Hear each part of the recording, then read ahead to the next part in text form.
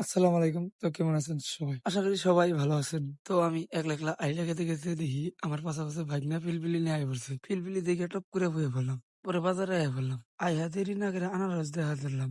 আনারস দেখতে, দেখতে আমার চোখের মধ্যে একটা বস্তু ভরে গেল। কিরে এটা তো আনারসের ব্যাপারই। আনারসের মধ্যে যেটি চুল আছে এটার মাথায় দিয়ে এটাও চুল নাই। আর কি কমু এটা দেখে হাসতাছি। তো আশাসি যাই করি। টার্গেট একটাই, মাল কিনুন লাগবো। তাই মাল কিনা ঠেলা লোড করা আরম্ভ করে দিলাম। ঠেলা লোড করে পাঠিয়ে দিলাম। পাঠিয়ে দিয়ে আমার মতন আমি দোকানে আয়া বললাম। দোকানে আয়া দোকান হাজানি স্টার্ট করে দিলাম। দোকান হাজিয়ে একটু খারাইলাম। খারিয়াই আমার কানের মধ্যে একটা খবর এলো আমার রেল লাইনের ওই পার যান নাকি। তাই দেরি না করে রেল লাইন পার হওয়া ধরলাম। রেল লাইন পার হয়ে ব্রিজের তলতে হাঁটতে হাঁটতে আয়া বললাম। আমার যে জায়গায় ঠিকানা দিছিল সেই ঠিকানার মধ্যে আয়া খারিয়ে রইলাম। খারিয়া থাকতে থাকতে দিয়ে আয়া পড়ছে। পরে হাতে হাতে হাঁটতে হাঁটতে যাওয়া ধরলাম। এখন হাঁটতে হাঁটতে কই আমি দোকান থেকে কি এনে গাইলাম। কারণ আমাকে একটা হ্যালোজেন লাইটের দরকার। তাই আমি হ্যালোজেন লাইট এলার দোকানে আয়া পড়লাম। লাইটটা খুইলা দোকানদার ভাই আমাকে দেখাইতেছে।